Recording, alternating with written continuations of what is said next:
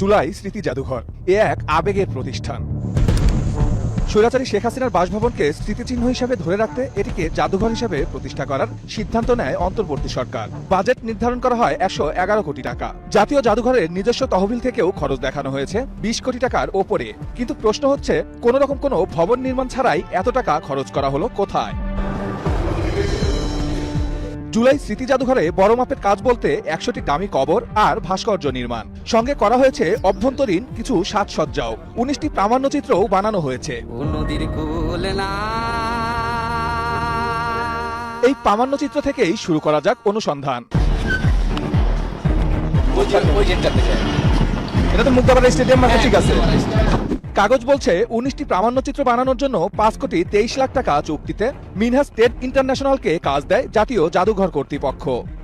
মাথা দ্বিতীয় অপারেশনের পরে ওর মাথা এক সাইড ড্যামেজ হয়েছে, ডাক্তাররা বলছে।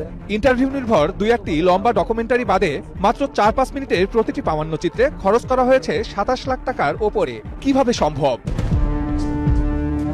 বিষয়টি পরিষ্কার হতে মিনহাজ স্টেট ইন্টারন্যাশনালকে খুঁজতে থাকি আমরা। চুক্তিপত্রে দেওয়া মুগদার ঠিকানায় গিয়ে পিলে চমকে ওঠার অবস্থা। পুরো মার্কেটটি অটোরিকশা বেচা বিক্রির হাব বললে খুব বেশি ভুল হবে না। কিসের দোকান? ব্যাটারি চালিত অটোরিকশা, দেশীয় রিকশার মোটর। হ্যাঁ, এগুলো বানায়? হ্যাঁ, এগুলো বানাই। যে ঠিকানাটি ব্যবহার করা হয়েছে সেটি হচ্ছে এই দোকান। যে দোকানে আসি আমরা দেখছি যে এই দোকান মূলত অটোরিকশার ব্যবসা করে, এবং এই মার্কেটের অনেকের সঙ্গে আমরা কথা বললাম। দীর্ঘ প্রায় 15 বছর ধরে এই দোকানটি শুধু অটোরিকশায় বিক্রি করে থাকে। পরে এই দোকান মালিককে খুঁজে বের করি আমরা। জানান গত 15 বছর ধরে ওই দোকানটি ভাড়া নিয়ে ব্যবসা চালাচ্ছেন তিনি। 70 Muktapara stadium market, Dhaka. Messrs new first. আচ্ছা, স্টেট ইন্টারন্যাশনাল প্রতিষ্ঠান এই ঠিকানাতে ব্যবহার। এরকম কোনো প্রতিষ্ঠান কি এখানে ছিল কোনোদিন? না, এটা তো আমারই ছিল। আমি 3 মাস আগে ছেড়ে দিচ্ছি। এটা হচ্ছে অটো পার্টস। এই যে অটো, এখন অটো পার্টস রাখা আছে গোডাউনে। 15 বছর, প্রায় 13 বছরের উপর টোটালটাই অটো মার্কেট। এবার একটু আপ্যায়ন খরচের নামে যে কোটি টাকার বিল করা হয়েছে সেসব কাগজগুলো খতিয়ে দেখতে চাই। বেশ কিছু কাগজেই জুলাই যোদ্ধাদের দুপুরের খাওয়া বাবদ হাজার হাজার টাকা খরচের বিল। আদতে স্মৃতি জাদুঘরে কাজ করা স্বেচ্ছাসেবকরা খায় কোথায়?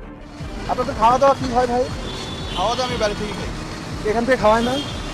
এখান থেকে আবার না। দুপুরে রাতে কোনো খাবার দেয় না? না, খাওয়া দাওয়া কি নিজের দায়িত্বে খান না? ওটা অন্তত ওনারা দেখে।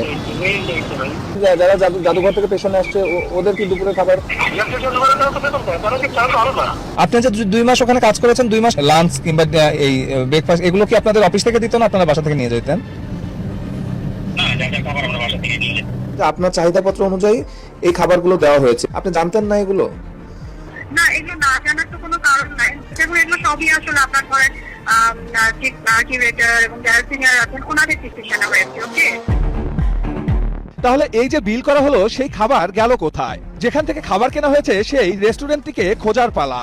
খাবার সরবরাহ করা বেশ কিছু বিলের কাগজ দেখিয়ে রেস্টুরেন্টটির ওই তারিখের বিলগুলো দেখতে চাই আমরা। প্রায় প্রত্যেকটি বিলের সঙ্গে পার্থক্য আকাশ পাতাল। দ্বিগুণ 3 গুণ বিল দেখিয়েছে স্মৃতি জাদুঘর। আপনাদের এই যে এই ডেটটা আমি আপনাকে দেখালাম, কত টাকা বিল হয়েছিল আর আপনি কত টাকা দেখলেন আসলে? এটা যে আমরা আসলে এখানে যেটা আমাদের লেজারের সহকারে ওনারা যেটা বাকি নেন, সে বাকিতে আমরা দেখলাম যে 24,320 টাকা, একটা আরেকটা হলো 27,000 টাকা। যেটা আসলে আমরা আমাদের এখানে লেজার শো করছে সেটাই আমি আপনার তথ্য আপনাকে দিচ্ছি। ওনারা যে কাগজটা আমি দেখাচ্ছি সেখানে কি ওনাদের amount মিলছে? আচ্ছা, ওনাদের সাথে যেটা আপনারা দেখাইছেন সেটার সাথে এটা মিলছে না। লেজারে দেখাচ্ছে 24,000, ওখানে দেখাচ্ছে 48,000। আচ্ছা, হ্যাঁ, এখন আসলে এটার জন্য ওনারা নিজেরা বলতে পারবেন। শুধু তাই নয়, টাকাগুলো যে ব্যাংক হিসাবে জমা দেওয়া হয়েছে সেই ব্যাংকে রেস্টুরেন্টটির কোনো অ্যাকাউন্টই নেই। যে অ্যাকাউন্টটাই আমাদের না, যে অ্যাকাউন্টটা এটা আমাদের, এটা ওইটা আসলে ওনারাই ভালো তথ্য দিতে পারবেন। আমরা যেটা আমাদের কাছে রেজারে আছিল সেটা আমরা আপনাদের তথ্য দিচ্ছি। এটার সঙ্গে এটার কোনো মিল নেই। এটার সাথে মিল দেখছি না আর কি, সেটা আপনিও দেখছেন আমিও দেখছি আর কি। স্মৃতি জাদুঘরের নামে টাকা তসরুপ কতটা সহজ এই সাদা কাগজেও যার প্রমাণ মেলে। ভলেন্টিয়ারদের টাকা দেওয়ার কথা বলে গত 16 মাস এমন সাদা কাগজে সই করে জাদুঘরের তহবিল থেকে 15 লাখ টাকা উঠিয়ে নেন প্রতিষ্ঠানটির ডিজির পিএস তৌসিফুর রহমান। তবে ভলেন্টিয়াররা জানান কখনোই তারা কোনো টাকা পাননি। 15 লাখ টাকার মতো তোলা হয়েছে, আপনাদের দিয়েছে বলছে। আপনারা কি কোনো টাকা পেয়েছেন? কোনো বড় অ্যামাউন্টের কোনো টাকা এর মধ্যে ঈদের আগে পরে?